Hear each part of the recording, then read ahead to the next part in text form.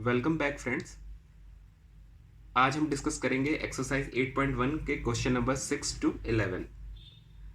तो सबसे पहले देखते हैं क्वेश्चन नंबर 6 क्या कह रहा है इसमें। If angle A and angle B are acute angles such that cos A is equal to cos B, then show that angle A is equal to angle B।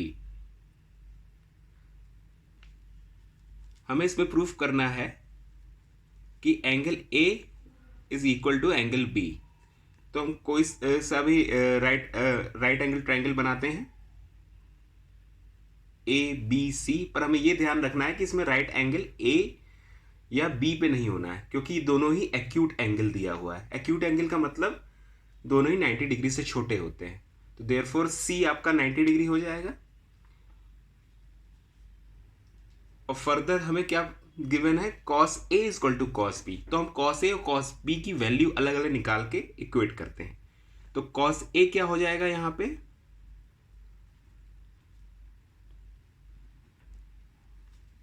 cos A क्या होगा, base upon hypotenuse. अब angle यहां बन रहा है तो base इसके ठीक एडजेसेंट वाला होगा, और हाइपोटेन्यूज तो AB है, तो cos A की वैल्यू आ गई AC/AB।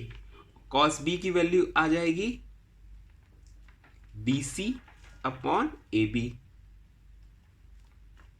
क्योंकि एंगल यहां बन रहा है तो बेस इसके ठीक एडजेसेंट वाला है।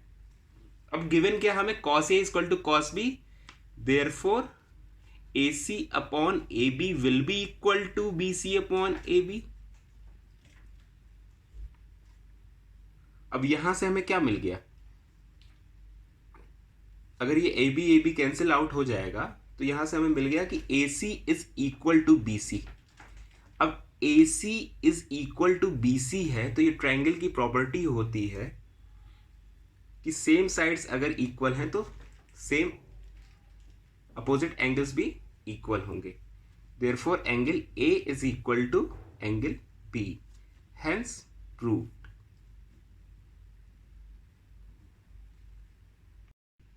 नेक्स्ट क्वेश्चन देखते हैं, question 7। If cot theta is equal to 7/8, evaluate 1 plus sine theta into 1 minus sine theta upon 1 plus cos theta into 1 minus cos theta. ये फर्स्ट पार्ट है और सेकंड पार्ट है cot स्क्वायर थीटा। तो first part को attempt करने से पहले आपको एक फॉर्मूला आप 7th क्लास से पढ़ते आते हैं, a plus B into A minus B is equal to A square minus B square. इसका हम यूज करेंगे यहां पे।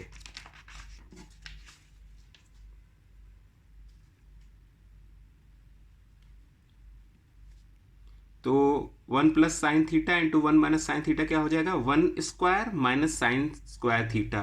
तो इसको हम डायरेक्टली लिख सकते हैं 1 माइनस साइन स्क्वायर थीटा, और नीचे क्या हो जाएगा 1 माइनस कॉस स्क्वायर थीटा।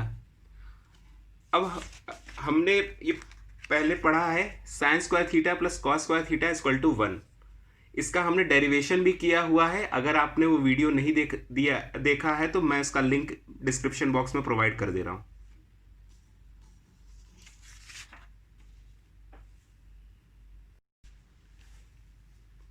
तो ये नेक्स्ट स्टेप में क्या हो जाएगा, अब जैसे sine square theta plus cos square theta equal to 1, तो 1 माइनस साइन स्क्वायर थीटा क्या हो जाएगा, कॉस स्क्वायर थीटा, और 1 माइनस कॉस स्क्वायर थीटा क्या हो जाएगा, साइन स्क्वायर थीटा। अब कॉट थीटा क्या होता है, cos theta upon sine theta. तो देयरफॉर ये क्या हो जाएगा, कॉट स्क्वायर थीटा। अब हमें यहां पे कॉट थीटा की वैल्यू पता है, 7/8 दी हुई है, तो कॉट स्क्वायर थीटा क्या हो जाएगा, 7/8 का square which is equal to 49/64। अब इसी तरह सेकंड पार्ट में देखिए, सीधे इसमें पूछ लिया कॉट स्क्वायर थीटा की वैल्यू और कॉट थीटा दिया हुआ है। तो कॉट थीटा जब आपका 7/8 है तो कॉट स्क्वायर थीटा आपका इसका स्क्वायर हो जाएगा, 7 का स्क्वायर 49 और 64। तो ये दोनों आंसर सेम आएंगे। नेक्स्ट क्वेश्चन देखते हैं, इसमें question 8। If 3 cot A is equal to 4, check whether 1 minus tan square A upon 1 plus tan square A is equal to cos square minus sin square A or not। इसमें given क्या है, 3 cot a equal to 4, मतलब cot a की value क्या हो गई 4/3। अगर हम एक ट्राइंगल लें A B C, right angle at B, तो एंगल ए पे बन रहा है, मतलब परपेंडिकुलर बी सी होगा और बेस ए बी होगा। अब cot थीटा क्या होता है, बेस अपॉन परपेंडिकुलर, तो मतलब A B upon B C is equal to 4/3। अब ए बी की वैल्यू क्या हो गई यहाँ पे 4 और बी सी की वैल्यू 3, तो बाय पाइथागोरस थ्योरम हम ए सी की वैल्यू निकाल सकते हैं। A C square equal to A B square plus B C square. तो ए सी स्क्वायर की ए सी की वैल्यू क्या आ जाएगी, ए बी की वैल्यू है 4, तो 4 का स्क्वायर हो गया 16, 3 का स्क्वायर हो गया 9, तो ए सी की वैल्यू होगी √25 विच इज इक्वल टू 5। तो हम यहाँ पे 5 असाइन कर देंगे। अब हमें tan a की वैल्यू चाहिए, cos a की चाहिए, sin a की चाहिए, तो तीनों की वैल्यू हम निकाल लेते हैं। sin a की वैल्यू क्या हो जाएगी, परपेंडिकुलर अपॉन हाइपोटेन्यूज होता है, तो यहाँ परपेंडिकुलर बी सी है, तो B C upon A C which will be equal to 3/5। अब cos a की वैल्यू आप देख लें, cos a की वैल्यू क्या हो जाएगी यहाँ पे, बेस अपॉन हाइपोटेन्यूज, तो विच विल बी डायरेक्टली हम इसे लिख सकते हैं 4/5, और tan a की वैल्यू हो जाएगी परपेंडिकुलर अपॉन बेस यानी कि 3/4। अब LHS में वैल्यू पुट कर देते हैं। LHS की value 1 minus tan square a will be equal to 1 minus 3/4 का स्क्वायर अपॉन 1 प्लस 3/4 का स्क्वायर। तो इसको कैलकुलेट कर लीजिए, 3 का स्क्वायर 9 और ये 16, तो 16 माइनस 9 7/16, और नीचे क्या आ जाएगा 16 प्लस 9 यानी 25/16। अब ये 16 कट जाएगा तो ये वैल्यू बचेगी इसकी 7/25। अब RHS उठा लीजिए। RHS क्या है, cos square a minus sine square a। cos a की वैल्यू क्या है 4/5, तो 4/5 का स्क्वायर कर लीजिए माइनस 3/5 का स्क्वायर कर लीजिए, तो ये क्या हो गया 16/25 माइनस 9/25।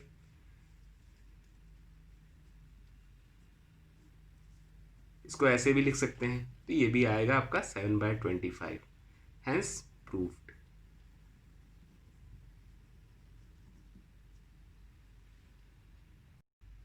अब क्वेश्चन नंबर 9 देखिए, in triangle A B C right angle at B if tan a equal to 1/√3 find the value of sin a cos c plus cos a sin c।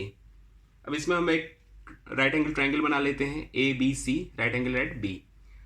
अब आपको वैल्यू दी हुई है tan a equal to 1/√3, तो अब आप यहाँ से बाकी sin a और cos c की वैल्यू निकाल सकते हैं। तो tan थीटा क्या होता है आपका, परपेंडिकुलर अपॉन बेस। अब a एंगल यहाँ है तो परपेंडिकुलर इसके ठीक सामने वाला होगा, तो it can also be written as BC upon AB। तो मतलब AB की वैल्यू हो गई √3 और BC की वैल्यू हो गई 1। अब पाइथागोरस थ्योरम से इसकी आप वैल्यू निकाल सकते हैं, तो AC square will be equal to AB square plus BC square,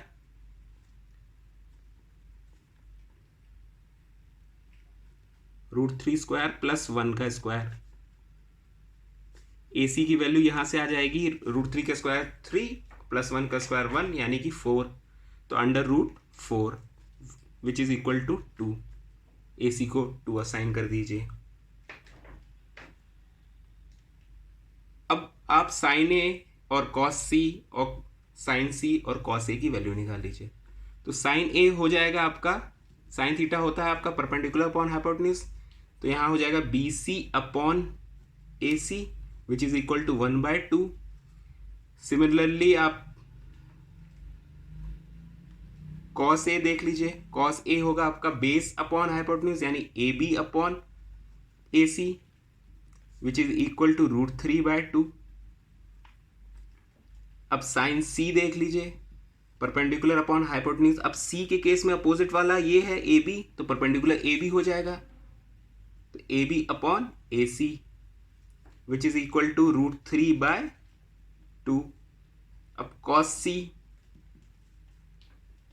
सी के केस में बेस हो जाएगा B C, therefore B C upon A C which is equal to 1/2।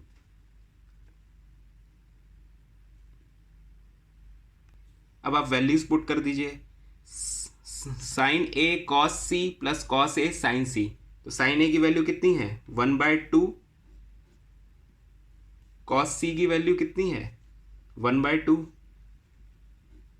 Plus cos A √3/2, sign सी √3/2।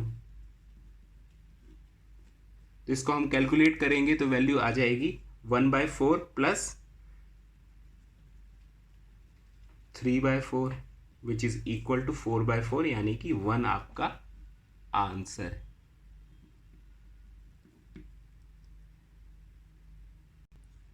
अब आप इसी क्वेश्चन का सेकंड पार्ट देख लीजिए, सिर्फ आपको वैल्यूज पुट करनी है। कॉस ए की वैल्यू है √3/2,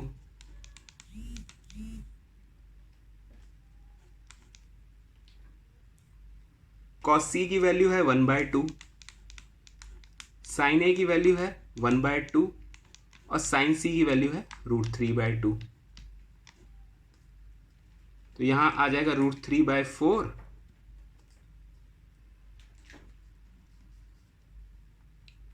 minus √3/4 which is equal to 0। ये आपका आंसर है सेकंड पार्ट का। नेक्स्ट क्वेश्चन देखते हैं हम, क्वेश्चन नंबर 10। इसमें कह रहा है in triangle P Q R right angle at Q P R plus Q R equal to 25 centimetre and P Q equal to 5 centimetre. Determine the values of sine P cos P and tan P. अब इसमें given है आपका P Q equal to 5 centimetre और एक relation दिया है P R और Q R का समेशन 25 सेंटीमीटर है। तो हम यहां पे क्या करें, सबसे पहले पी आर को हम x मान लेते हैं और पाइथागोरस थ्योरम का यूज करते हैं। तो पी आर स्क्वायर को हम x मान लेंगे, तो पी आर स्क्वायर वैसे होगा क्या, P Q square plus Q are square. यहां पे हम इसको x स्क्वायर कर लेते हैं। पी क्यू दिया हुआ है आपको 5 का स्क्वायर, क्यू आर की वैल्यू हो जाएगी 25 माइनस x, क्योंकि पी आर आपने x माना हुआ है, तो 25 माइनस एक्स का होल स्क्वायर।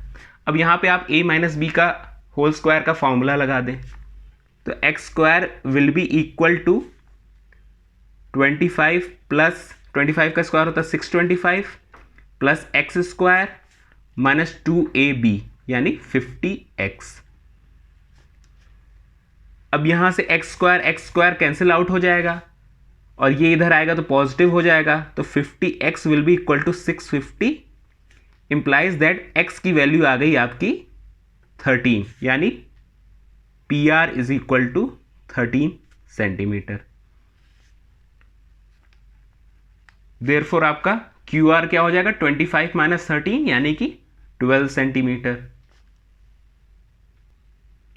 क्यू आर आपका 12 सेंटीमीटर। अब आपको निकालना है sine P cos P and tan P. Angle बन रहा है पी पे, तो परपेंडिकुलर ठीक अपोजिट वाला यानी क्यू आर।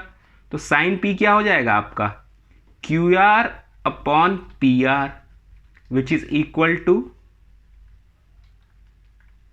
12/13।